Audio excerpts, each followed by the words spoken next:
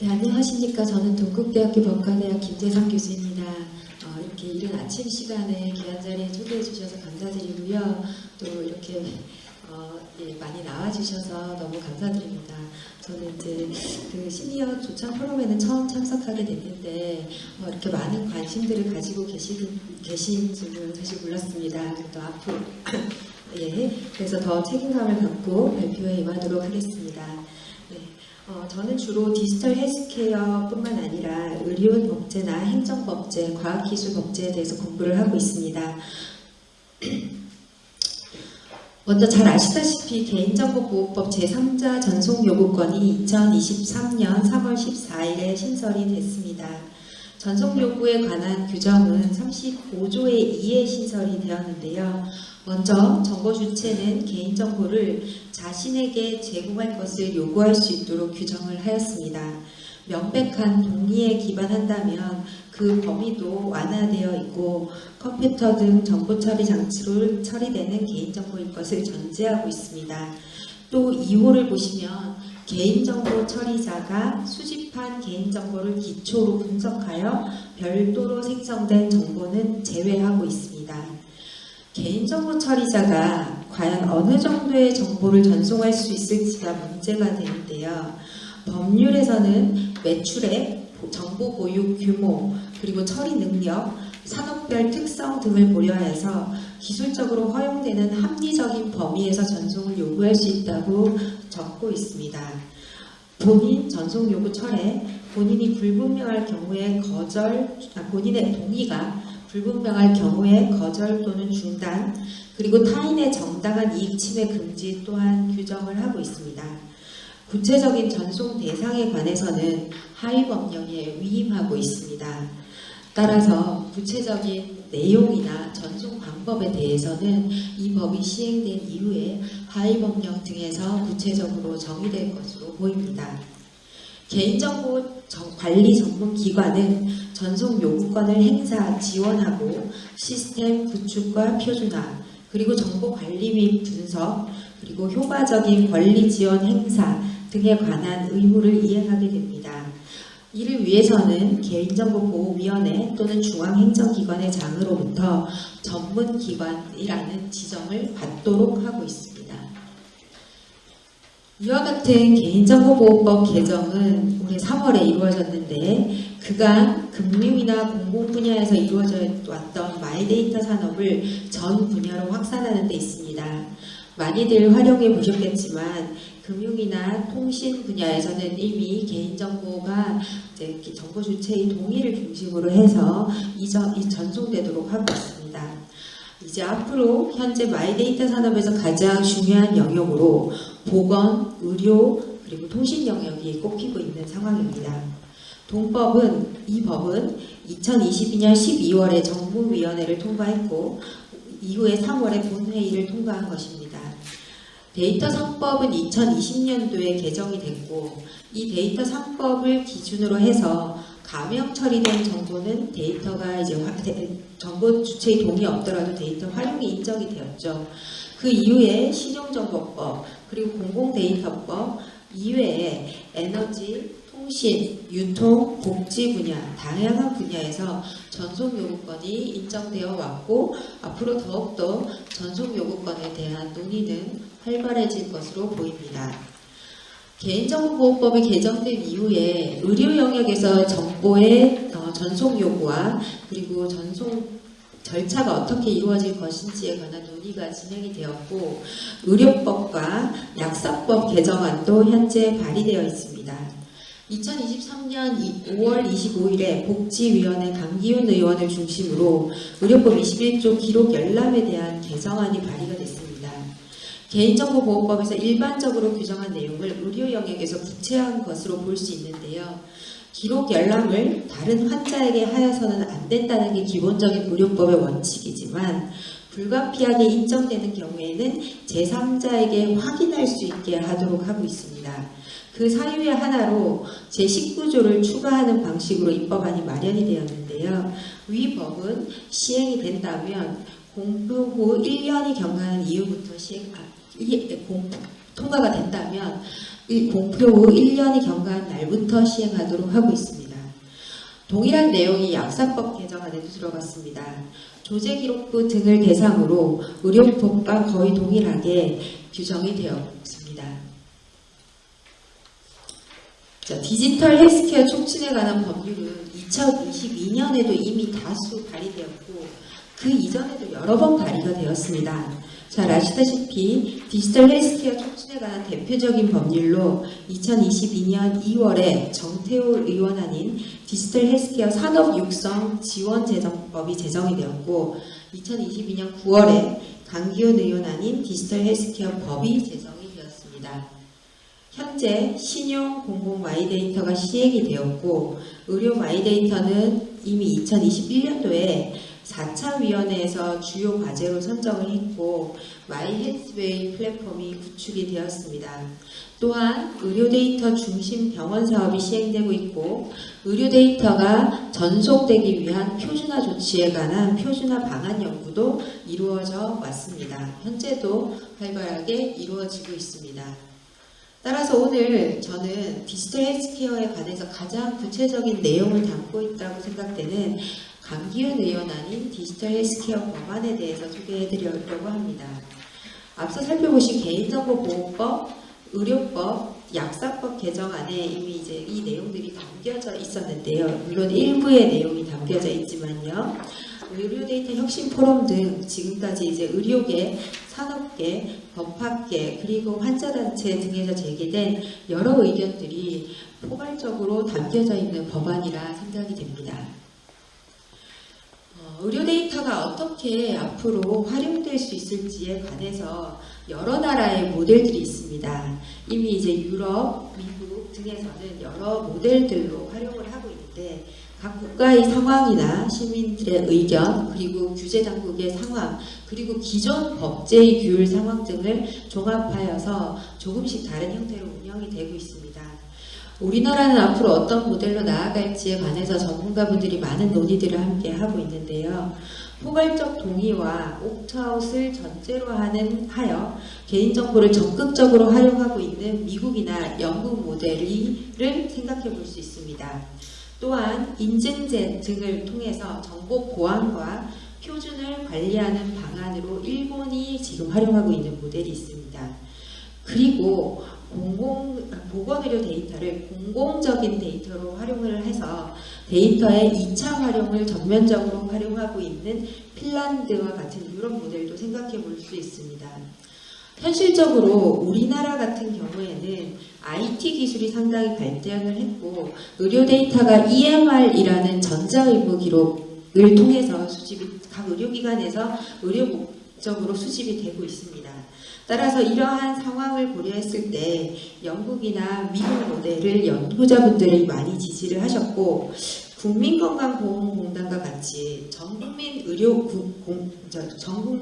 의료보험 제도가 시행된다는 점과 그리고 의료정보와 공공기관이 의료기관과 공공기관을 통해서 많이 수집되고 있다는 점에서는 대만이나 영국 모델과 상당히 유사한 측면이 있습니다. 하지만 현실적인 상황과 법제적인 상황은 조금 괴리가 있는데요. 우리나라 같은 경우는 포괄적 동의제도가 인정되지 않는 법제 하에서 기존의 의료 관련 법제를 유지하면서도 동시에 2020년도에 데이터 3법이 개정이 되었기 때문에 데이터 3법 개정을 기점으로 해서 가명 정보를 통한 연구 목적 활용과 개인 동의 기반 마이데이터 모델로 데이터의 활용이 이원화되었습니다. 따라서 이 두 가지를 두고 새로운 입법 모델을 형성해 나갈 필요가 있는 상황입니다.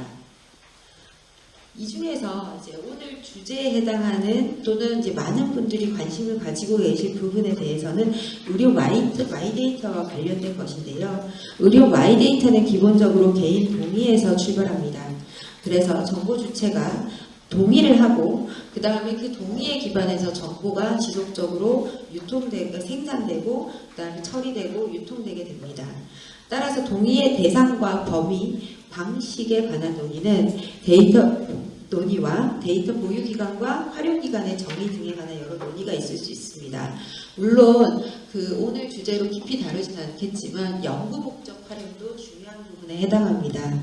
예를 들면 신약을 개발한다거나 그다음에 여러 가지 백신 개발과 같은 바이오 데이터를 연구 목적으로 활용하는 방식은 또 조금 다른 법리, 생명윤리법을 위주로 한 적용을 받게 됩니다.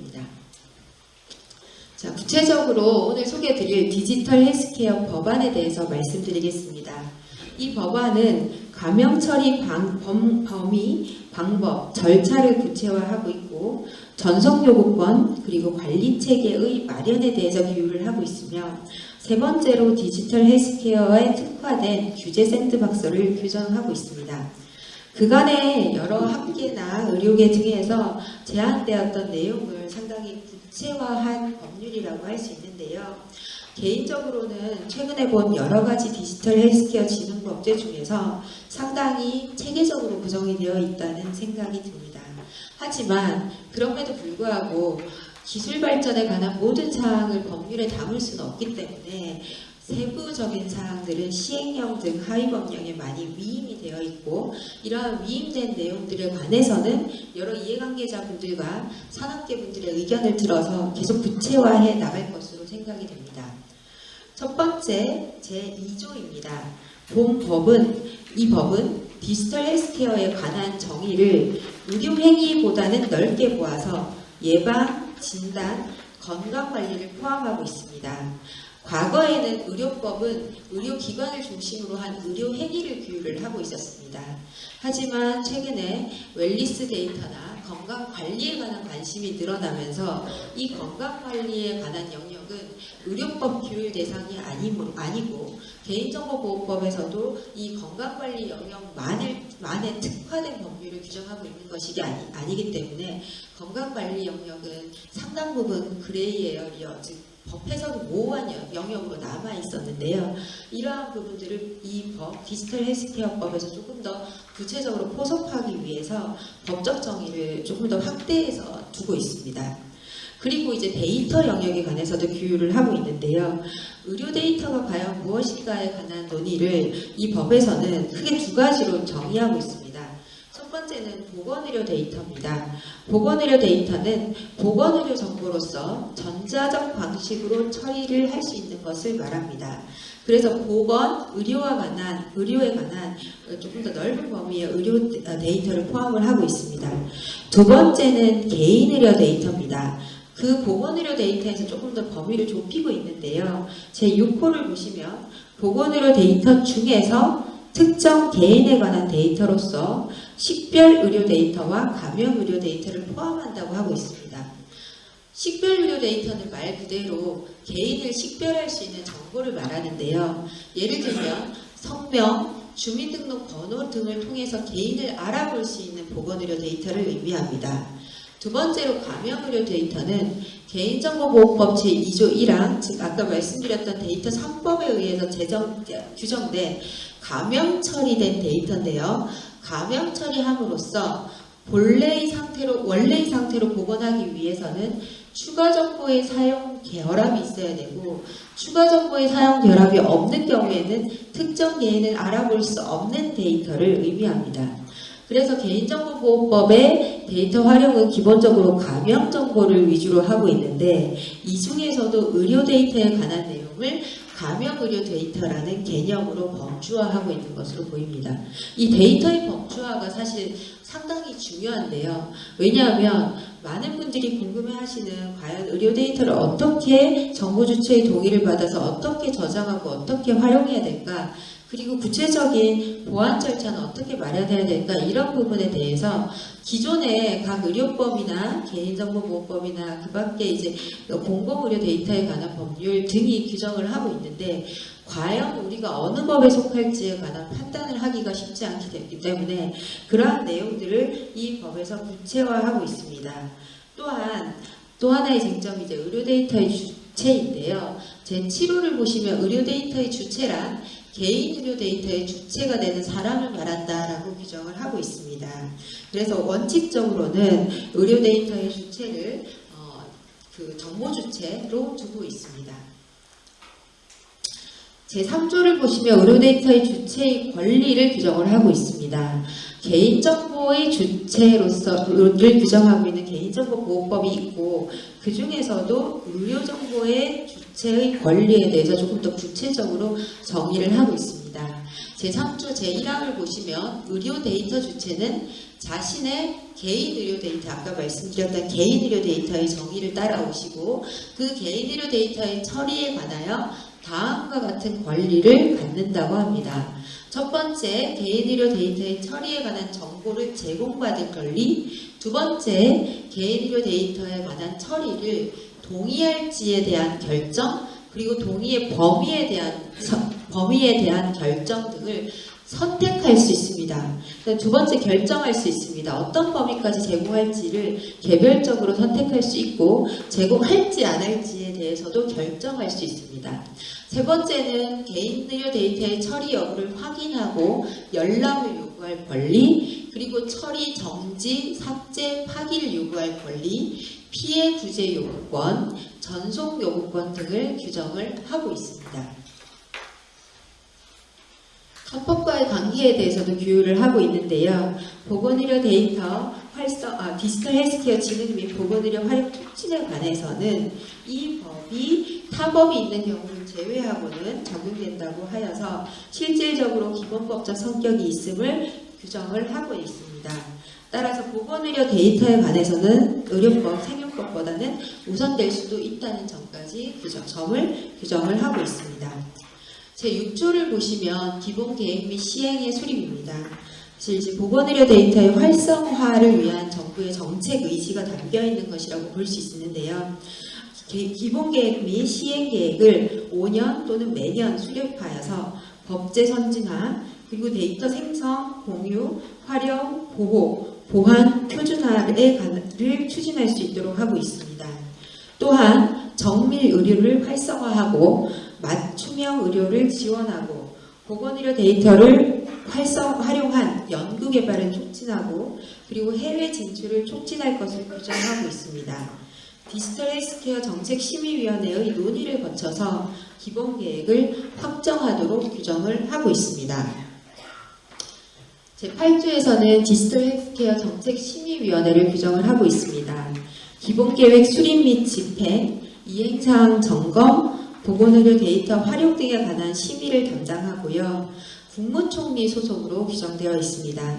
정책위원 25인, 분야별 전문위원 등으로 규정이 되며 위원장은 국무총리가 되고 위원은 관계중앙행정기관의 장, 그리고 전문가로 구성이 되고 있습니다. 디지털 헬스케어 정책심의위원회의 거버넌스 측면에서는 이미 상당히 여러 부분에서 논의가 이루어졌고 이 법안은 이미 국회 보건복지위원회에서 올해 2월 달에 이제 검토가 된 사항입니다. 보시는 바와 같이 디지털 헬스케어 법 제일 첫 번째에 있는 디지털 헬스케어 제일 첫 번째에 있는 안이고요. 이 안에 국무총리가 위원장이 되고 디지털 헬스케어 정책심의위원회가 규정이 된 지금 다루고 있는 이 법안에 해당합니다. 두 번째는 산중위에서 제안을 한 방안이고 산업통상자원부 장관이 위원장이 되고 디지털 헬스케어 산업위원회가 이제 정의가 되어서 실무적으로 진행할 내용입니다. 그리고 과방위에서 내용을 다루고 있는 스마트 헬스케어 기술 육성 및 지원에 관한 법률도 있습니다. 이 법도 국무총리를 위원장으로 하고 있고 스마트 헬스케어를 중심으로 기술정책위원회를 두도록 하고 있습니다. 원칙적으로 봤을 때 이러한 데이터 활용에 관해서는 과연 어떻게 이제 규율해야 될지에 관한 이해관계자분들의 의견과 그리고 심의위원회 구성에 관한 논의들이 지속적으로 거버넌스 측면에서 지속적으로 있어야 하는데요. 국무총리 중심의 디지털 헬스케어 정책심의위원회 구성은 산업계와 학계에서 지속적으로 논의가 있었던 사안입니다.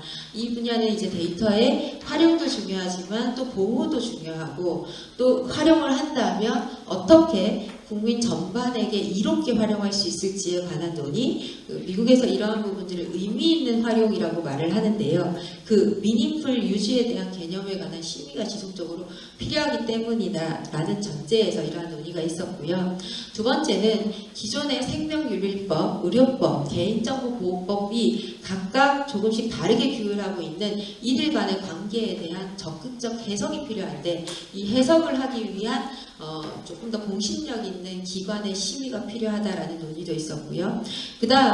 그런 내용들을 담아낸 이 법안의 핵심은 기본적으로 보건의료 데이터의 안전한 활용에 있다라는 점도 전제하고 있고 의료계 그리고 환자계 그리고 산업계 기술 주체들 간의 협의를 전제하고 있기 때문에 의료 산업의 본질을 구체적으로 이해하고 의료 데이터의 제공 및 활용에 관한 절차와 가치 평가가 필요하다는 논의들을 전제를 하고 있습니다.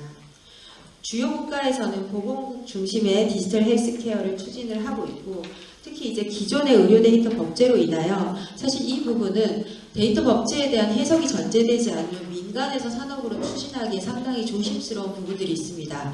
왜냐하면 개인의 민감 정보에 해당하는 건강 데이터를 다루는 산업에 해당하기 때문에 민간에서 법 해석 없이 접근하기 쉽지 않은 영역이기 때문에 법제와 산업계의 이해를 바탕으로 지원과 함께 산업 발전이 이루어져야 되는 영역이라는 내용을 전제하고 있습니다. 제10조를 이제 보시도록 하겠습니다. 앞쪽에서 말씀드렸던 연구 목적 활용과도 관련이 되어 있는데요. 감염의료 데이터의 처리에 관한 것입니다.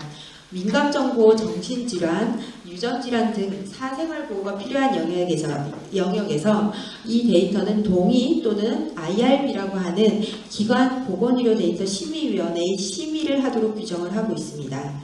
감염 처리한 이후에 인간 대상 연구를 수행하는 경우에는 동의가 면제되고 IRB 심의도 면제된다는 점을 법률로 좀 구체화하여서 정의하였습니다. 기존 생명윤리법과 개인정보보호법은 여러가지 법적 정합성 문제에 놓여 있었는데요. 사실 기존의 인간 대상 연구는 생명윤리법을 기준으로 하여 왔습니다.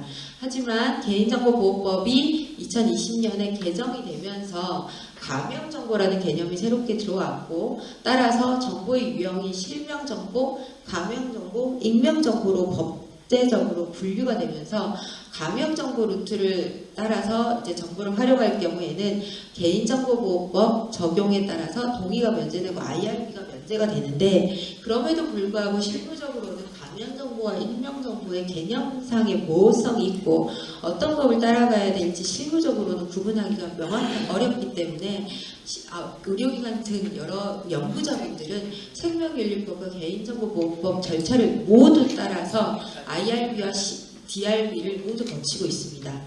그래서 오히려 데이터를 조금 더 쉽게 하려고 만든 개인정보보호법 개정안이 오히려 이중적인 규제로 이제 의료기관이나 연구자분들에게 다가가고 있는 것이 아닌가 하는 부분에 대한 문제를 해소하기 위한 법 개정안이라고 이해할 수 있습니다. 제11조에서는 기관보건의료 데이터 심의위원회 설치 운영에 관해서도 규정을 하고 있습니다. 기관 IRB라고 할 수 있는데요.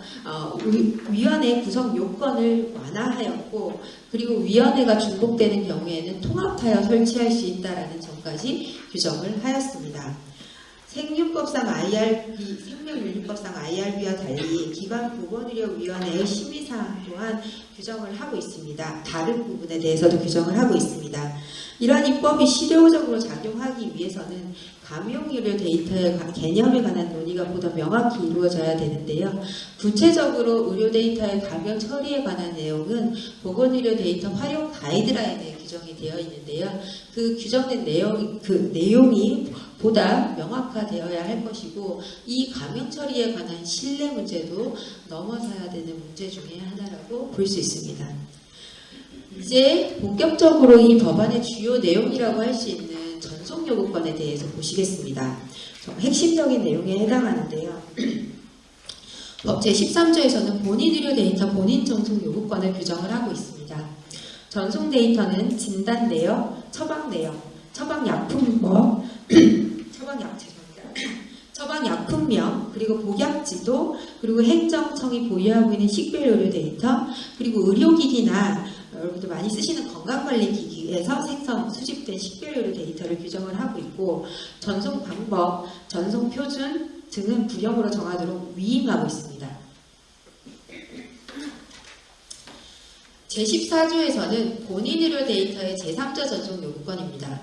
13조에서는 나의 데이터를 달라고 요구할 수 있는 권리라고 한다면 14조는 나의 데이터를 제3자인 산업계 등에 전송할 수 있도록 요구하는 권리입니다.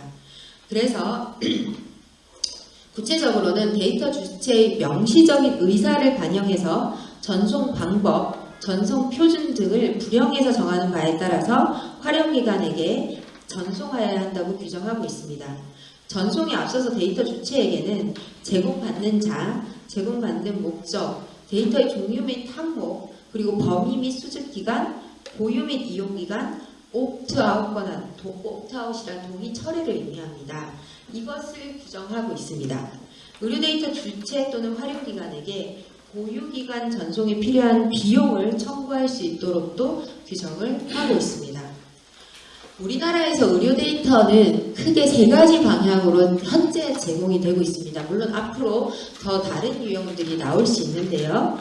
먼저 데이터 보유 기관이 업무 목적으로 수집한 정보는 앞서 보신 가명화 또는 익명화를 거쳐서 IRB 심의를 거쳐서 연구 목적 등으로 활용이 되고 있습니다. 관련된 법률은 의료법, 개인정보보호법, 보건의료기본법, 생명윤리법 등이 있습니다. 다음으로 공공기관이 수집한 정보가 IRB 등을 거쳐서 연구 목적으로 활용될 수도 있습니다. 여기서 말하는 공공기관이란 국민건강보험공단이나 정부, 지자체, 심평원 등이 해당됩니다. 이제 세 번째가 지금 이제 많이들 궁금해하실 마이데이터 관련된 사항인데요. 정보 주체의 동의를 거쳐서 활용기관에 전송되는 방식입니다. 의료법 21조의 의해서 진료기록 사본 등이 전송이 될 수는 있는데 이러한 정보를 정보 주체의 명시적 동의를 거쳐서 활용하는 방식입니다. 데이터 보유 기관이 정보 주체가의 권리 중에 하나인 연락 및 송부 권한을 행사를 하고 정보 주체의 요구에 의해서 그리고 정보 주체의 동의에 의해서 공공이나 민간 기관에 전송되게 하는 방식인데 기존에는 의료기관에 가서 사본을 복사 또는 제공을 받아서 정보 주체가 직접 타 기관에 제공하는 물리적인 방식으로 이루어졌다면 이 법안에 의한 시스템은 그리고 개인정보보호법 전송요구권에서 규정하고 있는 시스템은 전자적인 방법 등에 의한 편리한 동의 절차에 의해서 전송 요구가 되면 그 데이터 보유기관인 예를 들면 의료기관에서 민간으로 직접 전송하게 되는 방식입니다. 그리고 그 활용기관은 동의를 받은 목적 하에서 플랫폼 등을 통해서 활용을 하게 됩니다.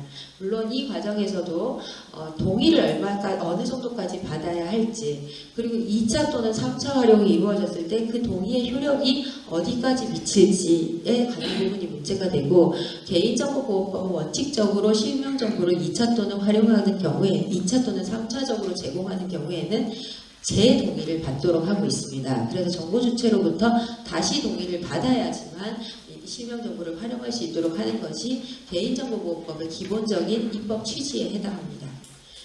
그래서 방금 말씀드린 바와 같은 본인 데이터 전송 요구권과 본인 데이터 제3자 전송 요구권을 정리하면 다음과 같습니다.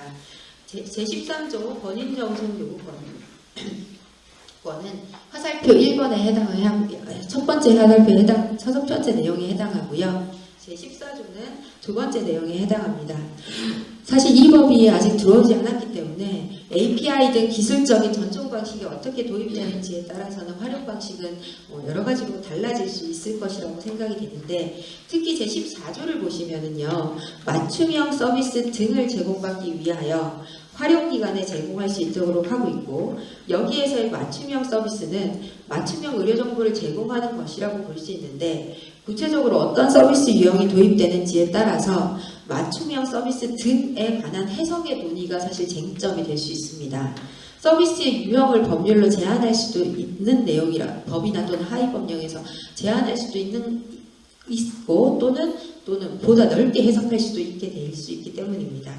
맞춤형 건강정보를 제공해서 정밀 의료 서비스가 도입될 수도 있을 것으로 보이는데요. 구체적인 타겟팅 방법이나 동의의 방식에 대해서는 하위 법령 등에서 구체적으로 나타날 것으로 생각이 됩니다. 자, 그러면 이제 그러한 내용에 관한 이제 주요 법제적인 쟁점을 보시도록 하겠습니다. 전송 대상 정보가 과연 어디까지 인정될 것인가가 핵심적인 내용 중에 하나로 볼 수 있는데요. 참고하기 위해서는 먼저 도입된 신용정보보호법을 보실 수 있습니다. 개인정보보호법이 개정된 이후에 신용정보보호법이 특별법으로 개정이 되었는데요. 신용정보보호법에서는 주로 계좌 내역, 거래 내역, 대출 잔액, 보험료 납입 내역, 주식 매입 금액, 국세나 연금 납입 내역이 전송 대상에 공개 대상에 포함이 됐습니다. 보시는 바와 같이 은행, 보험, 금융투자회사 또는 통신, 공공 등에서도 다음과 같은 내역을 전송 대상으로 포함을 하고 있습니다. 예를 들면 많이들 이제 활용을 하시겠지만 국세 납세 내역이나 지방세 납세 내역, 그리고 국민 또는 공무원 연금보험료 납부 내역, 통신료 납부 내역, 주식 매수 내역, 그 다음에 보험에서의 보험료 납입 내역, 약관 대출 내역, 그다음에 은행에서의 거래 잔액과 같은 적요 정보죠. 적요 개인정보. 이런 정보들은 이제 전송 대상에 포함이 돼서 이미 한 은행에서 활용하시는 정보를 다른 은행에서도 보실 수 있도록 이제 플랫폼 또는 휴대폰 등을 통해서 활용하시는 것으로 알고 있습니다. 이제 신용정보법과 같은 그 정보의 대상을 구체화할 수 있는 정보와 조금 차이가 있죠. 의료정보는. 이러한 의료정보가 이제 이 신용정보법과 같은 층위에서 논의될 수 있을지에 관해서는 지금 현재 논의가 진행되고 있습니다. 특히 의료정보는 지속적으로 변화하는 기술적 성격이 강하고 이제 근본적으로 의료정보 중에 많은 부분이 전문 직역에서 의료행위라는 어떤 안전한 공간에서 서비스되는 영역이었기 때문에 전통적으로는요. 이것을 법으로 정의하기가 상당히 어려울 뿐만 아니라 종합적인 동의, 즉 포괄적 동의나 종합적 전송 요구권을 도입하기가 쉽지는 않은 상황입니다. 현재 의료법은 치료 목적의 의료정보 전송은 허용하고 있지만 이것을 실질적으로 어떤 범위까지 이행해야 할지에 대해서는 전문가의 판단에 의존하고 있는 상황입니다. GDPR에서는 제3자 전송 요구권에 관한 부분에서 추론 데이터 또는 파생 데이터의 범위는 제외하고 있습니다. 따라서 진단이나 처방 내약의 경우에는 의료기관 또는 의료인마다 판단의 범주나 내용이 달라질 수 있기 때문에 전송 대상으로 포함할지에 관한 논의와 합의가 필요할 것으로 보이고, 특히 이제 근본적으로는 판단의 영역이기 때문에 사실 이 부분을 포함하기가 쉽지가 않습니다. 또한 노력 없이 이러한 전문적인 판단이 포함되지 않은 관측되거나 수집된 데이터와는 차이가 있을 수밖에 없다는 게 이제 전문가들의 의견입니다. 검체 또는 영상 그리고 병리 검사의 경우에도 의료기관 대부분이 인력과 장비 등을 들여서 이제 수집을 하고 있는데요. 이제 치료 목적으로 이제 수집할 수밖에 없게 되는데 이에 대한 가치 판단도 필요합니다. 안전성 확보는 당연히 필요하고 목적 범위 내에서 활용되어야 하는 부분에 대한 신뢰 확보도 필요합니다. 따라서 관측 데이터 외에 판단 정보를 전송의 대상에 포함할지에 관해서는 현재 논의가 이루어지고 있습니다. 하지만 또 그러한 정보보다는 조금 더 침해 범위가 적은 의료기기나 또는 건강관리 기기를 통해서 수집되는 정보들도 있을 수 있습니다. 예를 들면 스마트폰 어플리케이션 등을 통해서 수집되는 건강에 관한 정보들인데요. 의료에 관한 정보와 조금 더 층위가 다른 그 리스크나 위의 가능성이 달리 볼 수 있는데, 건강관리 기기를 통해서 수집 또는 생성된 정보는 이것을 식별의료 데이터의 범위에 포함해서 활용할 수 있게 할지에 관해서도 논의가 되고 있습니다. 참고로 포괄적 동의 제도를 도입하고 있는 미국 같은 경우에는 기업과 의료기관의 간에 별도의 계약을 통해서 정보를 전송하여 활용할 수 있습니다. 2020년 미국 연방대법원은 벤 버루 판결을 통해서 공개된 정보, 이미 공개된 정보를 스크린 스크래핑이라고 하죠. 스크린을 이렇게 캡처하는 방식으로 수집하는 경우는 일반적으로는 인정이 된다고 했지만, 그러한 정보라 할지라도 가공된 정보, 예를 들면 특정 기업이 그 정보들을 분석하거나 어떤 조금 더 활용을 해서 가치 있는 정보로 재탄생한 정보, 재가공된 정보인 경우에는 자사적 권리가 인정될 수도 있다고 판단을 하였습니다. 연구 목적 데이터 활용과 그다음에 동의에 기반한 제3자 전송 요구권과는 조금 차이가 있는데요. 먼저 연구 목적의 데이터 활용의 경우에는 미국과 같은 경우에는 포괄적 동의를 전제로 해서 정보 이전을 인정을 하고 있습니다. 특히 이제 미국은 올오버어스 데이터를 현재 활용을 하고 있는데요. 올오버어스라는 것은 환자들의 정보, 실명 정보 또는 이렇게 가공된 정보 등을 국가가 또는 이제 민관 협력이긴 한데 올오버어스 데이터 시스템에 이제 포함을 시켜서 여기에서 이 시스템 내에서 정보에 대한 접근권을 부여를 하고 연구자분들이 연구 목적으로 활용할 수 있도록 제공하고 있습니다. 이제 공공이 할 것인가 민간이 할 것인가 이런 부분들도 좀 논란이 되고 있는데요. 이제 미국의 대표적인 헬스케어 기업들은 주로 이제 빅테크 기업들이 많이 하고 있습니다. 그 중에서도 상당히 적극적으로 하고 있는 기업 중에 하나로 저는 이제 아마존 헬스케어 프로그램을 보았는데요. 아마존 헬스레이크라는 데이터 센터가 있습니다. 이 헬스레이크에는 진료 정보 등을 포함한 개인 의료 정보와 비식별 정보를 모두 이 시스템에 입력을 하면 워낙에 이제 머신러닝들을 잘 해서 이 정보들을 식별 정보와 비식별 정보로 분류를 합니다. 그래서 비식별 정보인 경우에는 머신러닝을 통해서 예를 들면 신약 개발이나 의약품 개발 등에도 활용할 수 있도록 이 아래쪽에 있는 루트를 통해서 활용을 하고 있고요. 그래서 여기에도 상당히 머신러닝을 활용해서 할 수 있는 연구들을 연구 목적이나 또는 데이터 분석 등을 하고 있는 것으로 보이고, 물론 동의하에 하고 있습니다. 그 다음에 개인정보 PHI인 경우에는 개인에 관한 건강 등을 이렇게 분석을 해서 맞춤형으로 특정한 유전 질환이 있을 확률이 있거나 또는 여러 가지 건강 관리를 위한 프로그램 등을 이렇게 제공할 수도 있는 그러한 시스템을 지금 현재 구축하기 위해서 이제 노력을 하고 있고 여러 데이터들을 수집을 하고 있습니다. 이러한 아마존의 헬스레이크는 미국은 상당히 오래전인 1996년도에 이미 히파라는 개인의료정보보호법을 제정을 했습니다. 우리나라는 개인정보보호법은 있지만 아까 말씀드린 것처럼 의료정보를 별도로 다루는 법은 의료법 외에는 없는데, 의료법은 의료행위를 기준으로 하고 있기 때문에 또 그 관점의 차이가 있다는 말씀을 드렸습니다. 미국 같은 경우는 이미 히파 그 개인의료정보보호법 인증제를 두고 있고 인증 요건을 규정을 하고 있고, 이 아마존 헬스레이크는 이 히파의 인증을 받았다고 명시를 하고 있습니다. 민간 영역에서는 의료기관과 그 다음에 기업 간의 협약 그리고 정보 주체의 포괄적 동의를 통해서 포괄적 동의와 그리고 옵트아웃권에 대한 고지를 통해서 데이터를 활용하고 있습니다.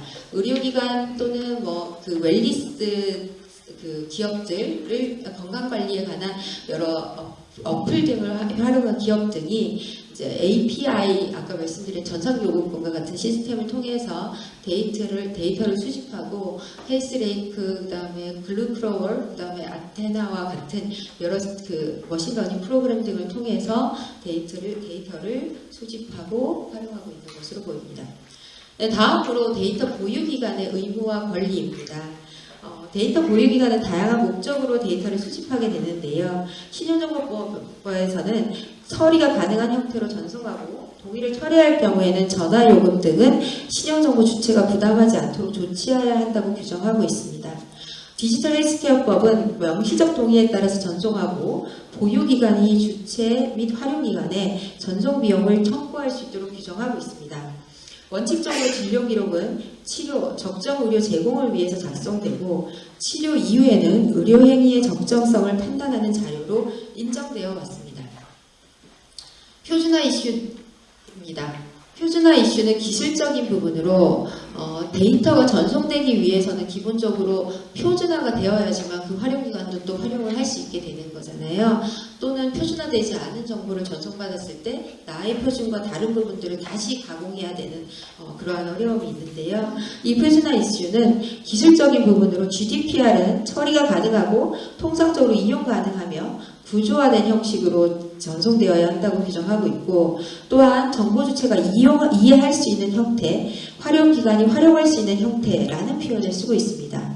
우리나라에서 과연 이러한 처리 가능하고 통상적으로 이용 가능한 형태, 정보 주체가 이해할 수 있는 형태라는 부분을 어떻게 기술적으로 구체화해 나갈지에 관한 신뢰 가능한 방법을 모색할 필요가 있습니다. 전송 의무자의 전송에 관한 기술적 행정적 지원, 그리고 전송 과정에서 나타나는 법적 책임에 관한 정책적 논의도 필요하며, 전송 의무 기간에 1차부터 3차 의료기관이 있는데 이 의료기관들을 모두 포함할지, 그리고 어플리케이션 업체들도 되게 층위가 되게 다양한 걸로 알고 있습니다. 그래서 기술적 조치나 보안 조치들을 할 수 있는 기업들도 있지만 또 실제로는 그러한 조치들을 하기 상당히 어려운 기업들도 있는데, 이러한 기업들의 표준화 및 전송 주체, 표준화 조치, 그리고 보안 조치에 관한 내용들을 어떤 범위까지 이제 의무화할지에 관한 논의들도 계속 이루어지고 있습니다. 신용정보보호법에서는 비용을 전화요금 등으로 규정을 하고 있고, 디지털 헬스케어법에서는 전송 비용으로 규정을 하고 있습니다. 따라서 마이데이터에서 주된 쟁점으로 전송 비용 그리고 사용 수익의 범위에 관해서는 현재 학계에서 계속 논의가 되고 있습니다. 절차 측면으로는 현재 동의, 전송, 저장, 제공, 그리고 동의 범위 내에서 사용하고 보유 시한이 경과하면 파기할 것이라는 개인정보보호법의 일반적인 전송 형태가 있었는데, 이러한 것을 기술적으로 편리하게 이전하는 형태에 해당하는 것이기 때문에 이제 의료법상 전송과는 차이가 있습니다. 따라서 2호부터 4호까지의 정보를 중심으로 단계적으로 접근해야 될 것으로 생각이 되며, 동의의 명확성 부분에 대해서는 역동적 동의 제도를 도입하는 등과 같이 지속적인 동의 체계를 마련해 나가야 할 필요가 있습니다. 예를 들면 2022년 9월에는 구글과 메타에 관한 행태정보 수집에 관한 과징금 부과가 있었는데, 구글의 경우에는 옵션 더보기 화면을 가린 채 기본값을 동의로 설정해서 행태 정보를 수집해서 맞춤형 광고에 활용했습니다. 따라서 개인정보보호위원회는 692억 원에 해당하는 과징금을 부과하기도 했습니다. 데이터 보유기관은 작성자로서 소유권, 편집권, 관리자로서 사용권, 접근 통제권, 비용 책임자, 저장 관리 반출에 대한 책임을 보유하게 됩니다. 과연 의료 데이터에 관한 비용 산정은 어떻게 이루어질지에 관한 부분도 지속적으로 논의가 필요한 것으로 보입니다. 다음으로는 정보 주체의 권리입니다. 데이터 주체의 명시적 의사를 반영하여야 하기 때문에 고지 대상 정보를 명확하게 하여야 하고, 본인 인증 절차를 거쳐서 직접 동의를 받아야 합니다. 2차 또는 3차 활용의 동의 범위, 옵트아웃 방식에 대해서도 논의가 필요해 보입니다. 동의서에서는 동의 여부, 동의 범위를 선택하고 결정하게 되는데요. 시행령 별표 등에서 표준 동의서 등이 제한되어야 할 것으로 보이고, 동의의 의미와 목적을 활용해 구체적 범위를 규정하고, 기술적으로는 역동적 동의제도, 정기적 이용 정보 제공 등에 관해서도 논의가 필요할 것으로 보입니다. 1차 전송할 때 기간을 지정하고 기간이 경과되는 경우에 자동으로 동의를 처리하거나 파기하도록 할 수도 있을 것으로 생각이 되고, 활용기간에서는 재가공된 정보의 재전송 요구 가능성에 대해서도 생각해 볼 수 있을 것으로 보입니다. 2차 또는 3차로 가공되어 활용될 경우에는 활용 범위는 개인 맞춤형 의료정보 외에도 다양한 서비스 형태가 나타날 것으로 보이는데요. 보다 장기적이고 협력적인 인센티브 방식이 논의가 되어야지만 시장 참여자들이 적극적으로 참여할 수 있을 것으로 보입니다. 개인적으로는 이 부분에 대해서 시장 참여자들의 자유를 맡기는 것이 가장 좋은 방식으로 보이지만요. 문제는 이러한 시장에 맡겨두고 이제 그 정보 주체의 동의를 그대로 둘 경우에는 정보 주체가 논의의 장에서 빠질 수 있게 되기 때문에 공법적 관점에서는 개인의 정보권을 보장하면서도 시장 내에서 자연스럽게 질서가 형성되도록 유도하는 것이 바람직할 것으로 보입니다. 신용정보법에서는 이 동의를 받는 것이 상당히 어렵다라는 여러 시장 참여자들의 의견에 따라서 동의를 그 정보의 리스크에 따라서 나누어서 조금 더 그 어느 정도의 엄밀성을 갖고 동의를 받아야 될지에 관한 체계를 나누고 있는 동의 등급제를 활용하고 있습니다. 이런 부분에 대해서도 참조할 수 있을 것으로 보이고요. 미국과 같은 경우에는 포괄적 동의와 역동적 동의 제도를 활용하고 있습니다. 포괄적 동의는 뭐냐면요, 그 명시적으로 정보를 활용하고자 하는 기관이 정보 주체에게 이러이러한 동의를 이러이러하게 정보를 활용하겠습니다라고 고지를 하면 정보 주체가 응답을 하지 않으면 동의를 한 것으로 보는 것입니다. 정보 주체들이 동의를 하겠습니다 또는 동의하지 않겠습니다라고 표현을 하면 동의와 그다음에 부동의에 대한 의사가 명확한 건데, 만약에 응답하지 않는 경우에 이를 어떻게 할 것인가에 관한 범위를 포괄적으로 동의했다라고 보는 거죠. 그 다음에 역동적 동의 제도를 쓰고 있는데요. 많은 빅테크 기업들은 이제 어플리케이션이나 또는 이제 전자적인 동의 방식들의 기술을 개발을 하고 있죠. 따라서 민간에서 플랫폼을 통해서 이제 데이터를 이제 동의 여부를 묻고, 그다음에 이 동의를 터치나 클릭 한 번으로 이제 할 수 있도록 하고 있고, 동의 철회 역시도 쉽게 할 수 있도록 하고 있습니다. 그래서 이 다이나믹 컨센트라는 개념은 동의를 이제 역동적으로 계속 이제 할 수 있도록 하는 겁니다. 그래서 한 번 서면 동의하고 철회하려면 또 그 기관 찾아가서 제가 처리하겠습니다라는 의사 표시를 하고 이런 것들이 불편한데, 그러한 부분들을 조금 더 편리하게 했고, 이 동의에 관한 정보가 누출되면 안 되기 때문에 보안을 위해서 블록체인 등의 그 보안 조치들을 하고 있습니다. 영국 같은 경우도 옵트아웃 하지 않는 한은 정부의 수집을 인정하는 사실상 이제 포괄적 동의 제도를 활용을 하고 있고, 연구진이나 의료진이 정부에 진료 정보를 추출하여 전송하여 연구 또는 환자 개인의 맞춤형 의료 정보 제공 형태로 제공을 하고 있습니다. 그 영국 같은 경우는 상당히 일찍부터 의료 정보를 활용하려는 노력을 국가 차원에서 진행을 했습니다. 2016년도에 영국 NHS, 우리나라로 치면 보건복지부와 같은 기관인데 통합 플랫폼을 도입을 했습니다. 근데 통합 의료정보 플랫폼을 도입을 하면서 옵트아웃 제도도 도입을 했거든요. 동의를 철회할 수 있는 제도인데요. 2016년도에 이 플랫폼이 도입되고 난 뒤에 100만 명 이상이 동의 철회를 했습니다. 여러 가지 우려들이 이제 그 국민들 사이에 전파가 된 거죠. 그래서 영국 NHS에서는 다시 이 옵트아웃에 관한 절차를 구체화했는데요. 먼저 이 옵트아웃 내에 보안은 어떻게 하고, 그 다음에 고지의 내용들을 매우 구체화하였고, 어떠한 목적으로 이 정보가 전체적인 이익을 위해서 활용될 수 있는지에 관한 교육도 실시하고 고지를 했습니다. 그래서 이 표 가운데 보시면 고지의 내용을 제가 번역을 했는데요. 법에 의해서 이 정보가 보호되며 이 정보는 우수한 의료 연구를 위해서 필수적인 정보이며 전체 공동체의 이익이 되는 방향으로 활용이 되며, 혹시 정보 주체가 원하지 않는 경우에는 옵트아웃을 할 수 있고, 그리고 이 정보는 사회보장 시스템의 개선, 그리고 연구 목적으로만 활용된다는 점, 그리고 특정 정보를 명시적 동의에 의해서만 계속해서 보관할 수 있으며 예외적 상황에서도 옵트아웃이 보장된다는 점 등을 구체적으로 이제 정보 주체들에게 알리고 홍보를 했고, 2021년 이후부터는 옵트아웃 비율이 4에서 5%로 많이 낮아진 사례도 있습니다. 15조에서는 활용기간에 대해서 규정을 하고 있는데요. 민간기관의 경우에는 부반부 허가가 가능하도록 하고 있고, 활용기관의 허가 요건으로 정보보호체계, 재산기준, 사업계획 및 데이터 수집 계획에 대해서도 규정하고 있습니다. 활용기관의 요건에 관해서도 논의가 필요한데요. 목적에 활용하거나 동의 없이 2차 또는 3차 활용 시에 입증 책임의 부담을 누가 질 것인가에 관한 문제도 논의가 필요합니다. 의료기관 및 활용기관으로 허가될 수 있는지, 있다면 데이터 보유기관으로이면서도 활용기관으로서 의무와 권리가 무엇이 될 수 있을지에 대한 판단을 하여야 할 것으로 보입니다. 있습니다.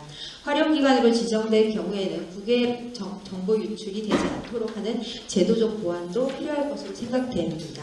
최근에 개인정보보호법 국외 반출에 관한 내용들이 이미 규정이 되었습니다.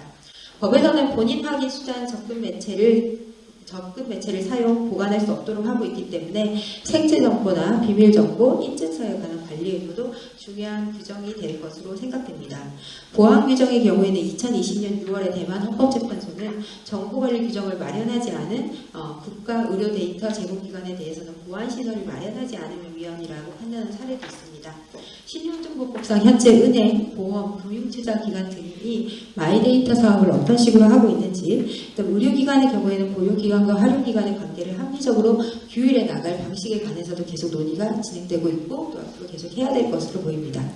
개인의료정보 전송 요구 지원 시스템 구축의 경우에는 대리인이 정보를 요구할 때 정보 확인의 절차와 방법도 마련되어야 하고, 개인정보보호법상 목적 달성 시 정보 확인 의무가 있는데 건강정보인 경우에는 목적 달성의 시기와 목적이 무엇인지도 상당히 중요합니다. 왜냐하면 의료정보라는 것은 의료나 건강정보인 경우에는 이것이 장기적으로 축적됐을 때 훨씬 더 가치 있는 정보가 될 가능성이 있거든요. 예를 들면 생애 주기 연구 같은 경우에는 환자가 10대 때 어떤 건강 상태였고 20대나 30대로 넘어갔을 때 어떤 유전 질환이 어떻게 발현될지에 관한 연구가 필요할 수도 있는데, 이런 부분에 대한 동의 절차가 사실 개인정보에 관한 그 보호기관과는 조금 더 차이가 있을 수밖에 없기 때문입니다. 활용기관의 개념은 사실 일본의 익명의료정보 사업자의 개념과 인정의료정보 취급 사업자의 개념과 유사한 것으로 보이고, 이 활용기관에 대해서도 업무와 권한을 상세하게 규정하고 있기 때문에 참조할 수 있습니다. 인정의료 사업자와 수탁사업자, 취급사업자 역할을 모두 하고 있는 모델로 저는 아마존의 헬스케어 사례를 들 수 있다고 생각됩니다. 미국 연방정보보호법, 의료정보보호법에 해당하는 히파에서 별도의 인증을 받고 있고, 분리된 모델로 일본의 경우에는 별도의 인정의료사업자가 그 역할을 하고 있습니다.